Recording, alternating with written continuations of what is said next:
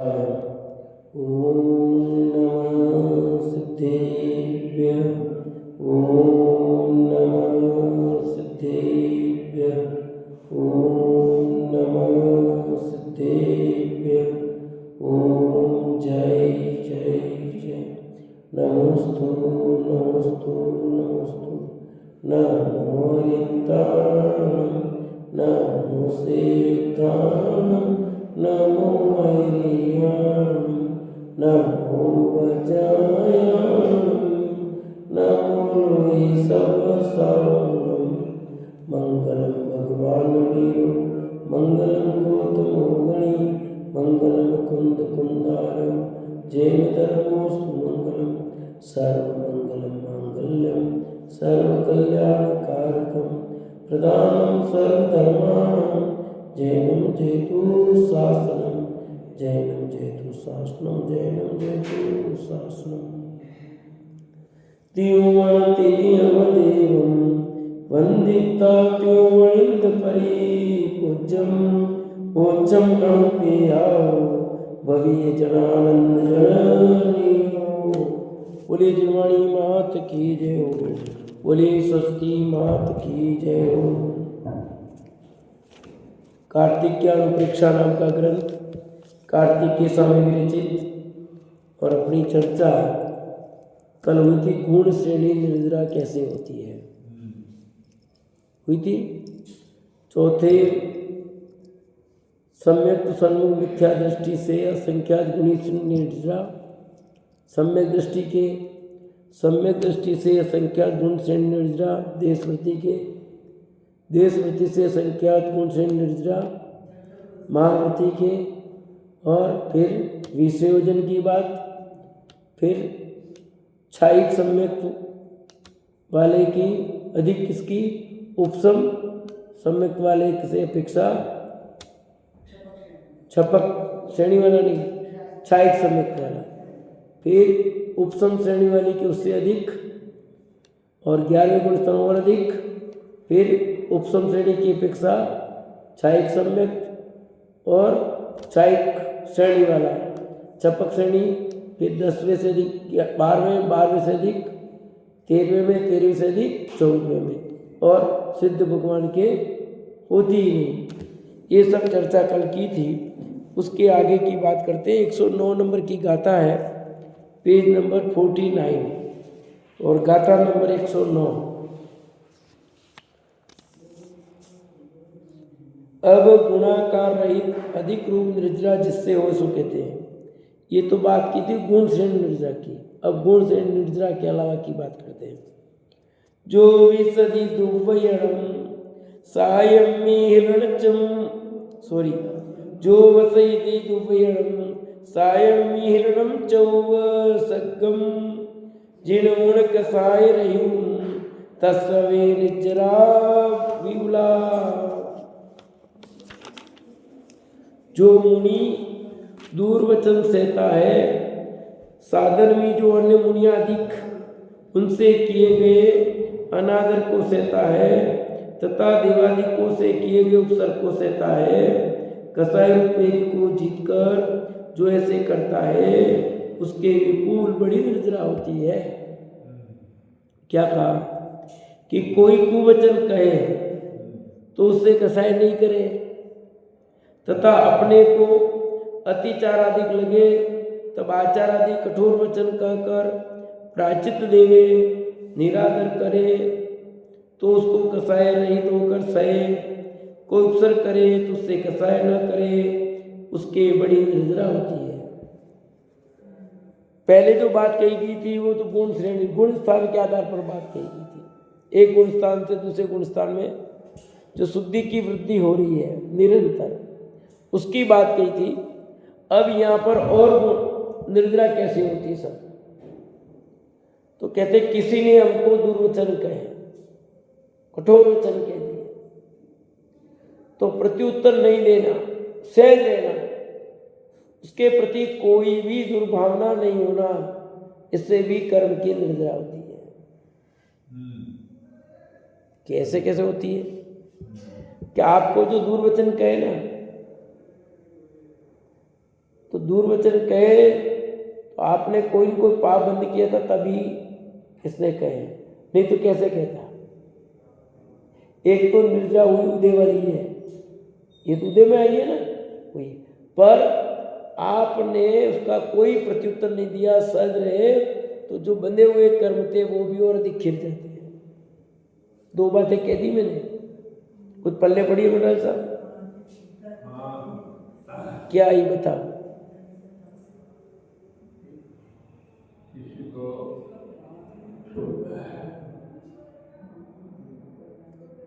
अभी मैंने यहाँ चर्चा सविपाक अविपाक दोनों की कर दी मैंने। भाई कोई हमें हानि पहुंचाता है तो हानि पहुंचाई तो हमारे कर्म की निद्रा हुई, क्योंकि कर्म उदय में आया तभी तो हानि पहुंचा रहा है, विरत कैसे पहुंचाता? वो तो हुई आपकी सविपाक निद्रा। पर उसने हानि पहुंचाई और हमने कुछ नहीं किया, सहज रहे, तो वो जो निद्रा हो रही है वो अविपाक निद्रा है। कई कर्म उदय में नहीं, नवीन बंधे नहीं, नवीन कर्म बंधे नहीं, ये तो हुआ संवर। पर साथ में और जो कर्म बंधे थे वे बिना उदय में आके खिल गए, वो क्या होगी? अविपाक निद्रा भी होगी। ये सब मतलब है जो लागू कांत पड़ेगा, हम सबको पड़ रही क्या है, तो समय दृष्टि के लागू पड़ती है ना जी। तो आप मिथ्या दृष्टि क्यों, समय दृष्टि बनो। वो तो है, आप समय दृष्टि बन जाओ। किसने कहा तुम मिथ्या दृष्टि दो? के कौन रहा मिथ्या दृष्टि दो? जबरदस्ती मिथ्या दृष्टि बन करके बैठे हो तो बनो। ये मुनिराज की बात कर रहे हैं। एक मुनिराज किसी प्रकार का कुछ हुआ और वे आचार्य के निकट गए, आचार्य देव ने कठोर वचनों से उसे प्रायश्चित कराया, तो उसको बुरा नहीं लगना चाहिए। भाई उसके कोई भी दोष हुआ, आचार्य देव के पास गया, आचार्य देव ने उसे प्रायश्चित दिया, तो जो प्रायश्चित दिया उसमें कठोर वचन भी कह सकते हैं, आचार्य का काम है। तो आचार्य देव का निरादर नहीं करे, उसको सहज रूप से स्वीकार करे, ये उसके कर्म की निद्रा का कारण ऐसा कहते हैं। स्वीकार करना चाहिए, कर्तव्य उसकी ड्यूटी है। तो यहाँ जो लिखा है उपसर्ग आ गया, मान लो सहज सहन करे, इसलिए तो उपसर्ग किया, पर सहज सहन किया तो केवल ज्ञान ले लिया। ये तो कर्म की निद्रा होती नहीं तो केवल ज्ञान कैसे होता?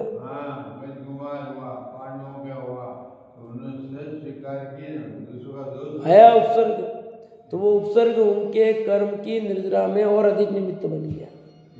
उपसर्ग आया, पाप के कोई कोई कर्म बांधा तभी उपसर्ग आया है, बिना उसके तो आया नहीं है। ये तो हुआ सविपाक निद्रा। ये कौन सी हो रही है? सविपाक निद्रा हो रही है। पर उसी काल में जो सहज स्वीकृति है उपसर्ग सहने की, जो परिसेज है, वो उनके विशेष कर्म की निद्रा में निमित्त बन रहा है, उसकी बात यहाँ कह रहे हैं। हाँ, कुछ नहीं कह रहा, कोई प्रतिक्रिया। जिस काल में सविपाक निद्रा हो रही है उसी काल में उसी समय अविपाक निद्रा भी हो जाती है। ये उसको कहना ही यहाँ पर बिंदु पकड़ना। जो मुनि दूरवचन सहता है, अब यहाँ तो लिखा है मुनिराज की बात लिखी है, इसको लिखा ना साधर्मी। साधर्मी जो अन्य मुनि आदि उनसे किए गए अनादर को सहता है। दूसरे मुनिराज है, किसी मुनिराज ने कुछ कह दिया, वैसे तो मुनिराज, एक मुनिराज दूसरे मुनिराज को कोई भी भंड वचन नहीं कहता, कहते ही नहीं। कहे तो क्या मतलब है? मुनिपति गिर जाए ना,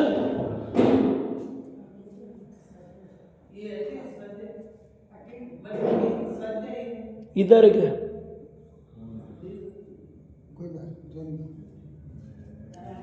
तो मुनिराज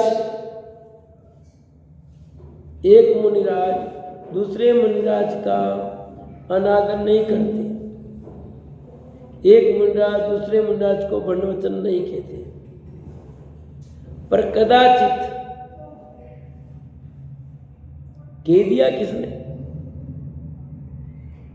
तो उसको भी सहज रूप से स्वीकार करें।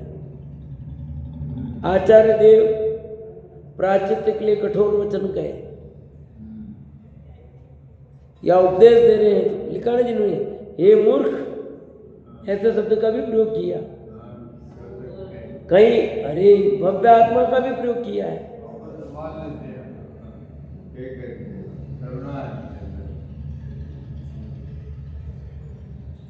तो उसे बुरा नहीं माने, ऐसा कदाचित मुनिराज तो नहीं करते ऐसा, पर श्रावक तो कर ही सकते हैं, किए श्रावकों ने, और श्रावकों तो बनवचन, और कोई मुनिराज भी कह सकते हैं, कहते नहीं है, पर किसी का पद गिरने का काल हो, कोई सही नहीं हो, वे मुनिराज एक मुनिराज दूसरे मुनिराज पर आक्रमण कर सकते हैं, बोल सकते हैं, और वर्तमान में तो होता ही है।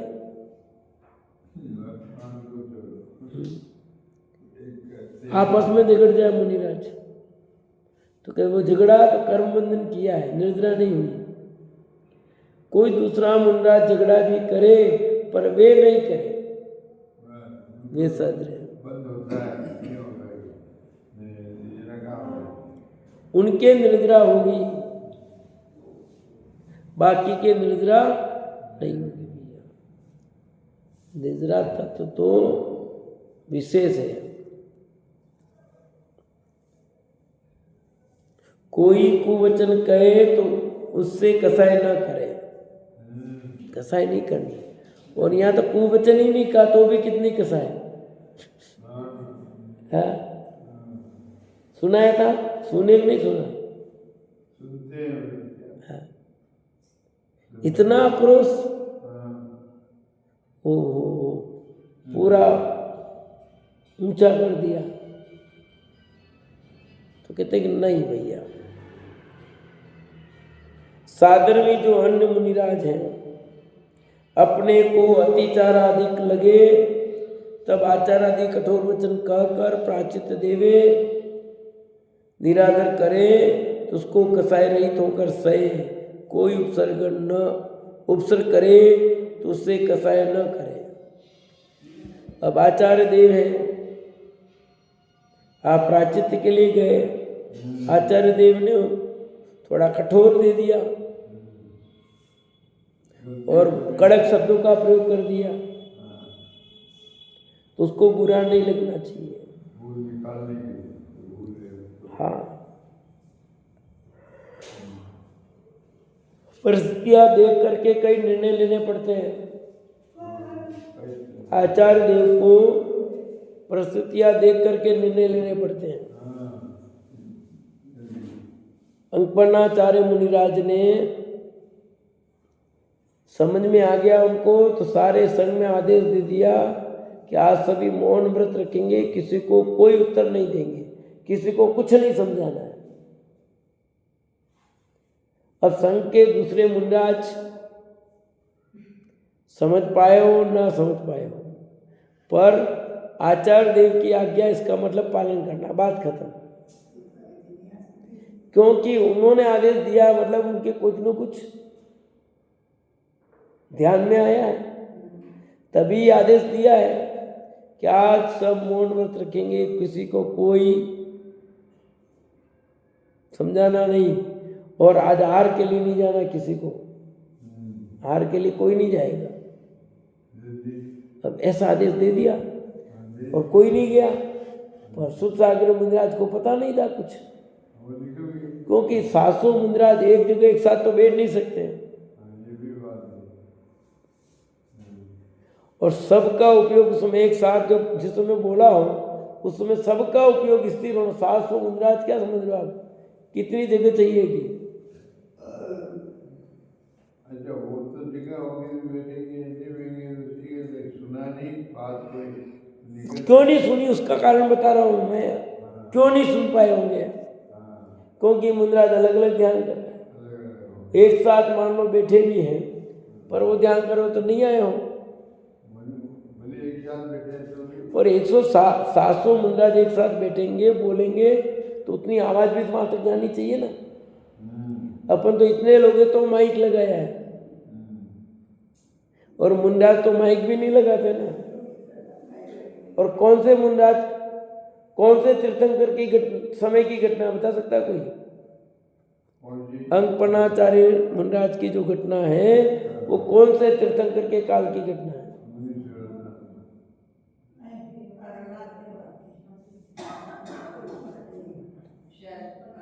बोलो। रक्षाबंधन की है। हाँ, कौन से तीर्थंकर के काल की है?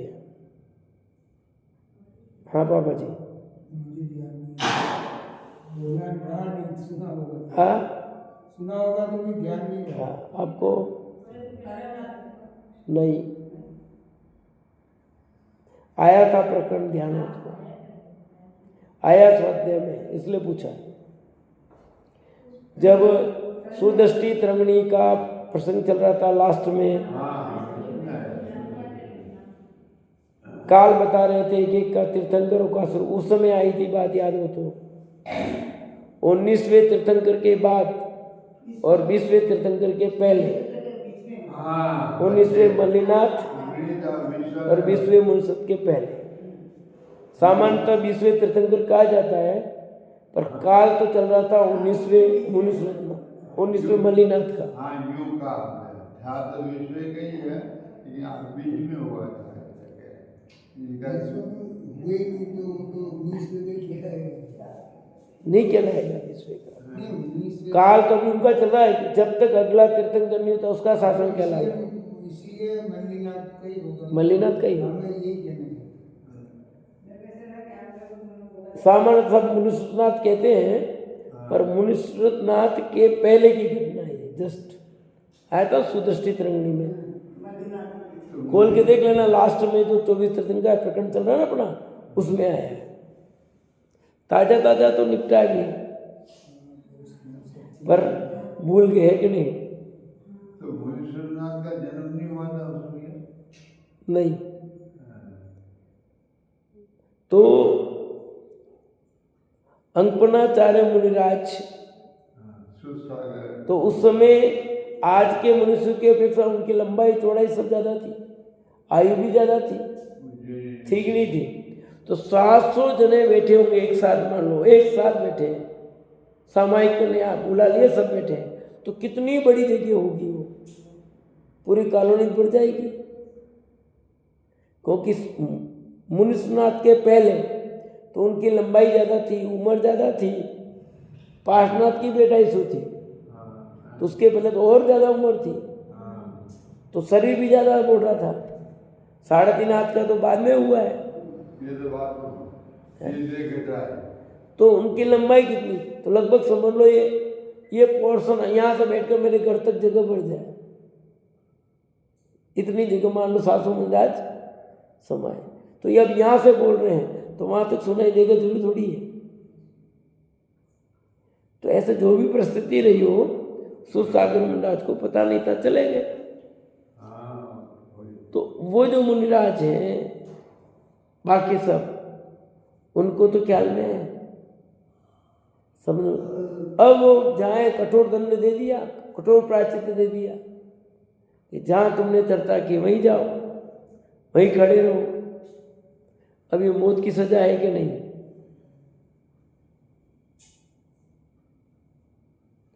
पर आचार्य देव की आज्ञा है। मौत की सजा दी, पर आचार्य देव को पता था कि क्या होने वाला है। पर यहाँ पर 2 जगह ऐसा कहलाया है कि संयम ने प्रस्ताव रखा सुरसागर मुनिराज ने कि मैं ऐसा प्रायश्चित चाहता हूँ आचार्य देव का। ठीक है, हाँ, कि जहाँ मैंने वही जाके मैं खड़ा हो जाऊँ। ठीक है ना, ऐसा भी मिलता है। तो बात यह है कि वे निरादर नहीं करते। आचार्य देव ने जो आज्ञा दी उसका कोई निरादर नहीं करते, उससे भी कर्मों की निर्जरा होती है। क्यों? प्रायश्चित हो रहा है ना, आलोचना, प्रतिक्रमण, ये सब भी निर्जरा के कारण है। कसाई रूपी भेरी को जीतकर जो ऐसे करता है उसके निर्जरा होती है। आचार आदि कठोर वचन कहकर प्रायश्चित लेवे, निरादर करे तो उसको कसाय रहित होकर सहे, कोई उपसर्ग करे तो उससे कसाय न करे, उससे बड़ी निर्जरा होती है। कोई उपसर्ग करे और अपन जवाब नहीं दे, चलो मुंडराज की नहीं, अपनी बात लेते हैं, तो क्या करना बताओ? जवाब नहीं देना कायरता है कि नहीं? है कायर है, इसलिए जवाब नहीं दिया। तो वहां जवाब दिया है क्षमा वीरस्य भूषणम। क्या कहा? क्षमा वीरों का आभूषण है, कायरों का नहीं। पर क्षमा किसका आभूषण है? वीरों का आभूषण है, कायरों का नहीं। नहीं बोलने की कारण तो उन्हें दुष्ट जान करके दुष्टों से, मतलब दुष्टों के सामने नहीं बोलना ही सही, क्या फायदा? आदेश दिए। और सज्जन ने भी, मान लो कोई है सज्जन, वैसे लेकर कठोर वचन कहेगा नहीं, पर कदाचित निकल गया तो उसका भी प्रत्युत्तर देने में क्या फायदा है?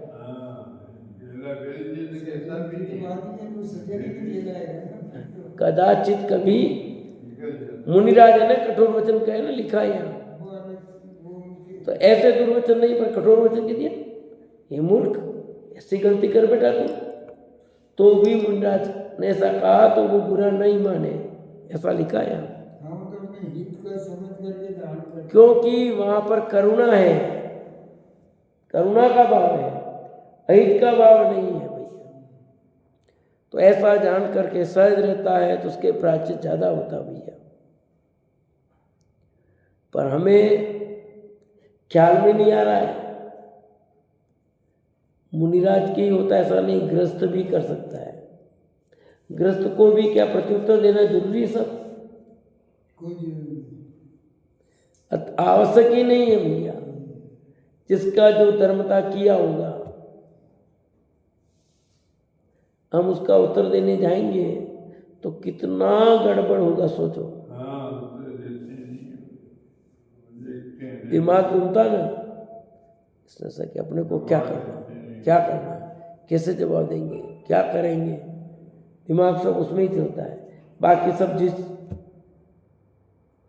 गौण हो गई। हाँ, एक बार समझो, हाँ, अकाम निर्जरा और अविपाक निर्जरा में क्या होता है? अविपाक निर्जरा तो ज्ञानियों की होती है। अविपाक निर्जरा तो ज्ञानियों की होती है, और अकाम निर्जरा अज्ञानियों की भी होती है। हाँ,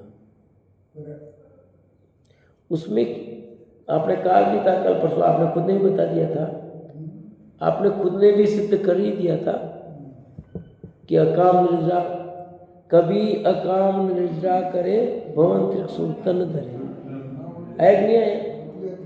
तो ये अज्ञानियों की भी हो सकती है। उसमें थोड़ा सा अंतर ये है कि हम जो शुभ भाव करते हैं तो शुभ भाव से जो निर्जरा होती है, निर्जरा तत्व नहीं है पर ये समझना।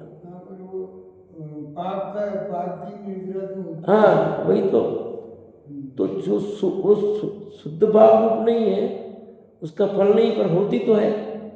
हम पाप से बचते हैं, बहुत सारे होते हैं। कल थे आप, कल थे कि नहीं थे? कल थे आप? आम वाला उदाहरण दिया था मैंने एक उदाहरण दिया था, याद हो तो? आप थे शायद परसों या कल मैंने दिया था। नहीं वो नहीं, मैंने कहा था कल सप्ताह में, आम के पेड़ पर जितनी मंजरियां लगती है उतने फल नहीं लगते। हाँ, बस वही हमारे कि जितने हम कर्म बांधते हैं, हाँ, तो जितने हम कर्म बांधते हैं उतने सब उदय में नहीं आते भैया। सब जीवों के। क्यों? वो ऐसी अकाम निद्रा से बन जाते, फिर जाते, प्रायश्चित किया, आलोचना की, अरे मैंने क्या कर दिया, बहुत सारे कर्म आपके वो जड़ जाते हैं, ऐसे ही सहज सामान्य होते हैं। अगर वो संवरपूर्वक निद्रा नहीं होती, संवरपूर्वक निद्रा नहीं, इसलिए वो तत्व के खाते में नहीं आती। बस हाँ, वो संसार में ही रुकता है, उसका वो कोई मतलब नहीं है उसका, इधर से इधर खाता जमा हुआ है, इधर है, बस यूँ है। मंदिर का शायर रूप रहता है। बस इतना है। यहाँ जो चर्चा चल रही है भी निर्जरा तत्व वाली है। यहाँ जो भी हम निर्जरा अनुप्रेक्षा में चर्चा कर रहे हैं वो निर्जरा अविपाक निर्जरा की चर्चा है। कौन सी?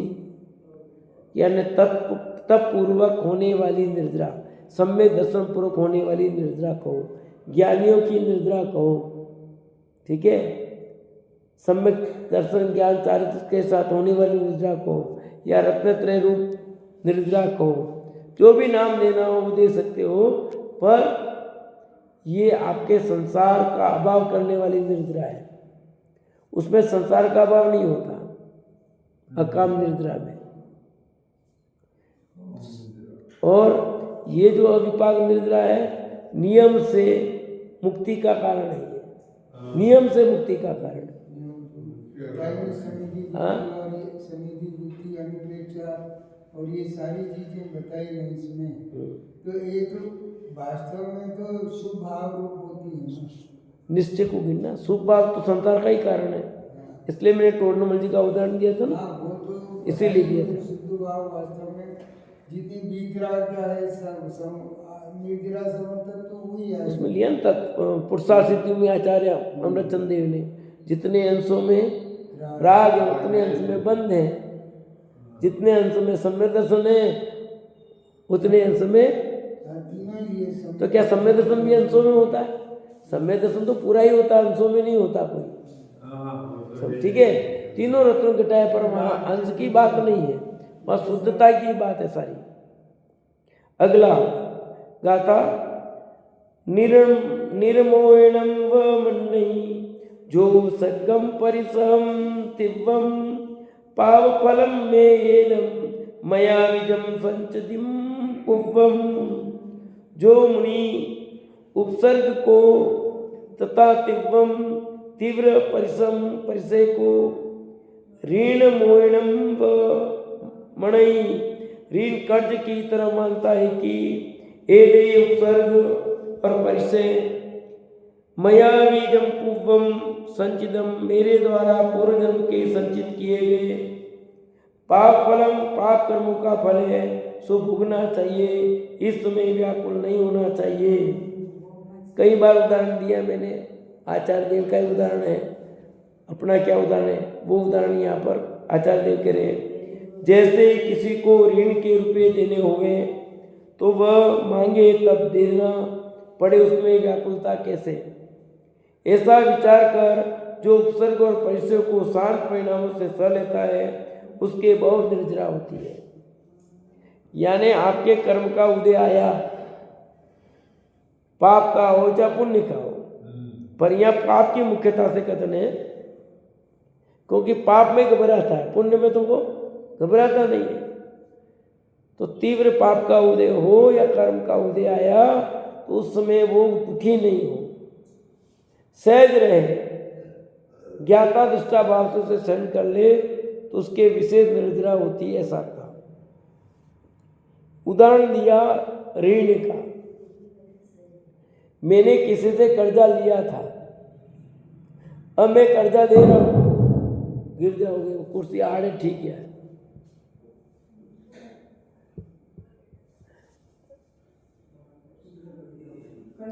कर्जा लिया था मैंने,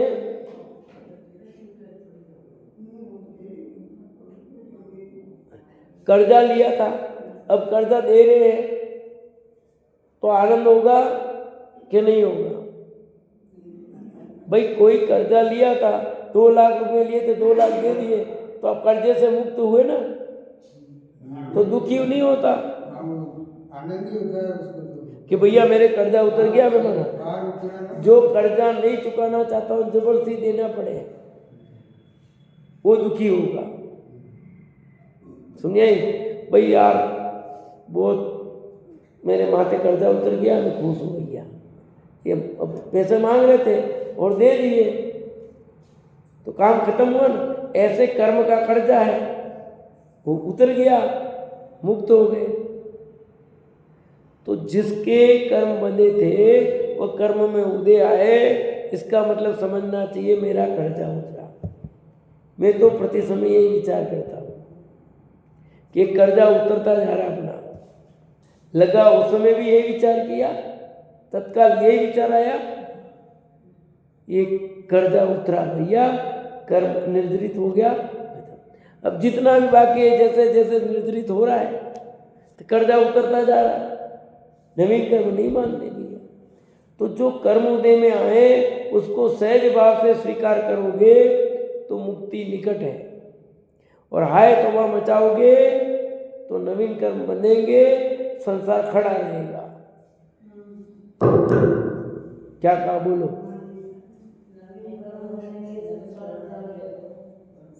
अपने क्या करते हैं सब? हाय तौबा मचा रहे नहीं, कुछ हो गया भगवान, ये हो गया, ये हो गया, ये हो गया, ये हो गया, क्या करूं, हो गया तो हो गया। मेरे तो बस सब ऐसा ही है, मेरे तो ऐसे ही है। अभी कह रहे थे ना, तो मैंने क्या कहा था, शांति पूर्वक शादी निपट जाए तो ठीक है भाई। कौन बोला था ना, ठीक है, मैंने कहा शांति पूर्वक निपट जाए शादी, वही बढ़िया है भैया। क्योंकि कर्म उदय में बहुत आएंगे, परीक्षा की घड़ी होती है भाई। जब आपके कोई काम होता है समझ लेना चाहिए उस समय कर्म विशेष आते उदय में। आपकी परीक्षा की घड़ी होती है, उस परीक्षा की घड़ी में आप पास हो गए, समझ लेना चाहिए हो गया। जब जब ऐसा होता है तो बस अपने को धैर्य रखना, शांति रखना, बहुत आकुल व्याकुल नहीं होना, ये नवरे सब काम है नहीं करने। क्योंकि कुछ होता ना तो लोग ये कर दो, वो कर दो, ये कर दो, ये कर दो, ये कर दो, कितनी सारी चीजें आ जाएगी। हाँ, डॉक्टर के पास तो जाएंगे जाएंगे, पर ऐसा करो उस देवरे चले जाओ, वहाँ चले जाओ, वो कर दो, तुम ये कर दो, दौरा कर दो, ऐसा कर दो, 50 उपाय बताएंगे नहीं बताएंगे। घबराना नहीं भैया, जीवन में कई प्रसंग आएंगे।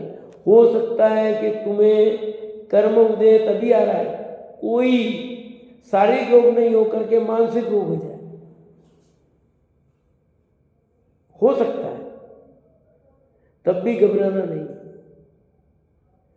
सामने वाला को तकलीफ हो रही है, उसको संबोधन करो, धैर्य बंधाओ और खुद भी धैर्य रखो। किसी को गालियां नहीं देनी, इससे तो आपके कर्म बनते हैं, अपने नवीन कर्म बनेंगे। और नवीन कर्म पहले बांधे थे तो भोग रहे हो, फिर तुम कर्म बांधोगे, उसका फल कहां भोगोगे बताओ?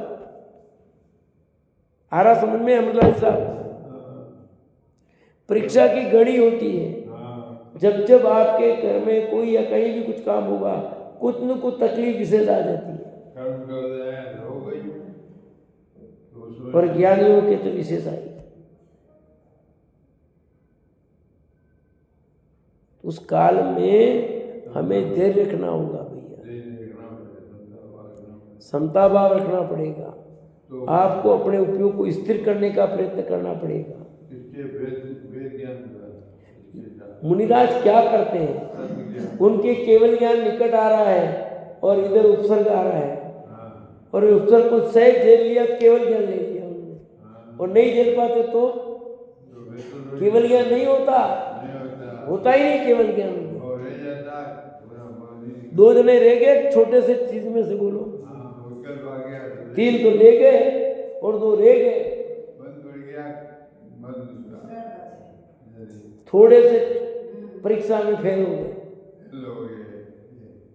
ये बात थोड़ा चुके,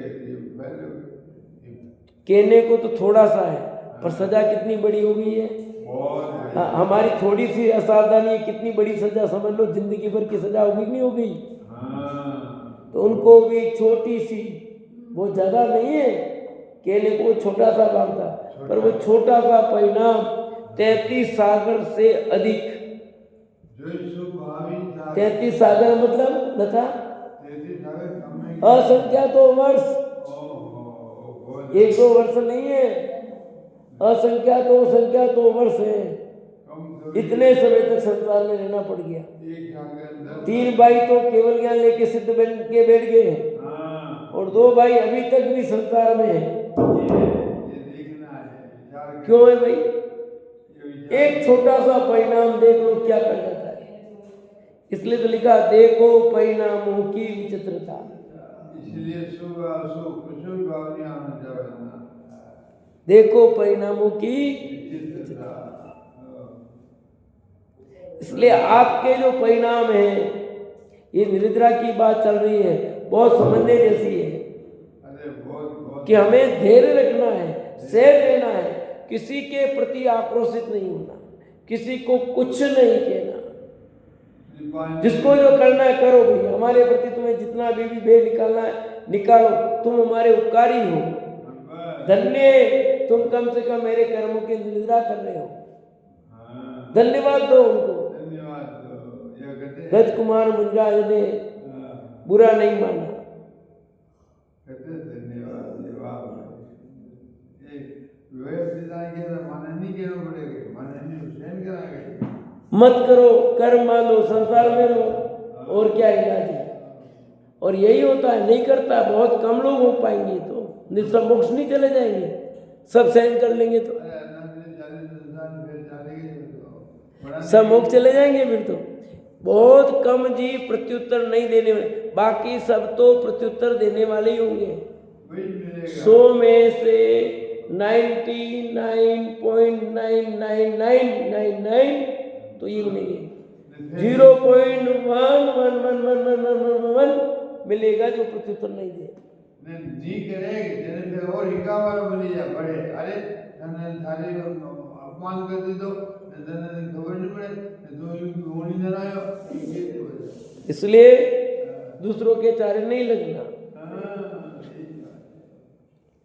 जैसे किसी को ऋण के रुपए देने होवे तो वह मांगे तब देना पड़े, उसमें व्याकुलता कैसी भाई?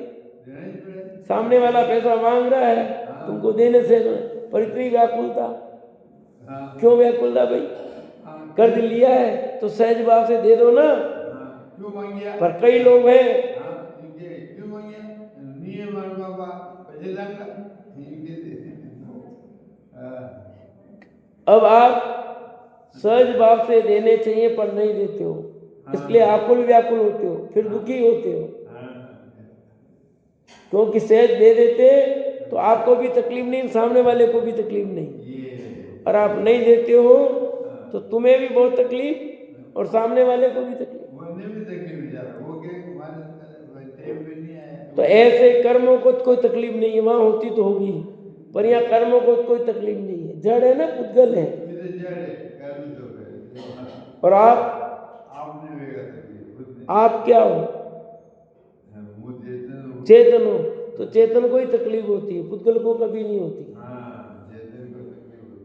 अभी आकाश का उदाहरण चल रहा था ना प्रवचन में,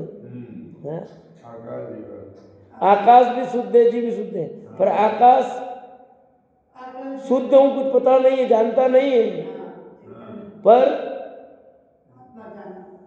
आत्मा जानता है शुद्धता को। आकाश शुद्ध होकर के भी कुछ नहीं जानता, और आत्मा जानता है। शुद्धता क्या होती उसको पता है, अशुद्धता क्या होती उसकी खबर है उसको। ये जीव को खबर है, पुद्गल को खबर नहीं है। तो तू जीव है ना, तो तुझे तेरी खबर होनी चाहिए ना। आज मुझे खबर सब हो गई ना, अब मुझे सब खबर होगी। किसकी खबर हो गई? अच्छा वो जीव है क्या, वो तो अपनी खबर नहीं ले, वो दूसरा ही खबर है। बड़ी क्यों बड़ी बनेगा, दूसरा ही खबर ले, अपने खुद की खबर नहीं। ऐसा विचार कर, जो उपसर्ग और परिचय को शांत परिणामों से सह लेता है, उसके बहुत निर्जरा होती है। यहाँ चल रही है बहुत निर्जरा की बात, गुण से निर्जरा तो बात हो गई थी, तो उसके अलावा कहने के और कैसे होते, तो जो उपसर्ग को परिचय को सहज भाव से सहन कर लेता है उसके बहुत निर्जरा होती है, बहुत निर्जरा होती है, इसलिए केवल ज्ञान हो जाता है। उपसर्ग परिचय जय केवल ज्ञान लेना कोई हेल्प नहीं है। इस प्रकार ये गाथा हुई। आगे की गाथा और अपन करेंगे, समय हो गया, ये विराम लेते हैं।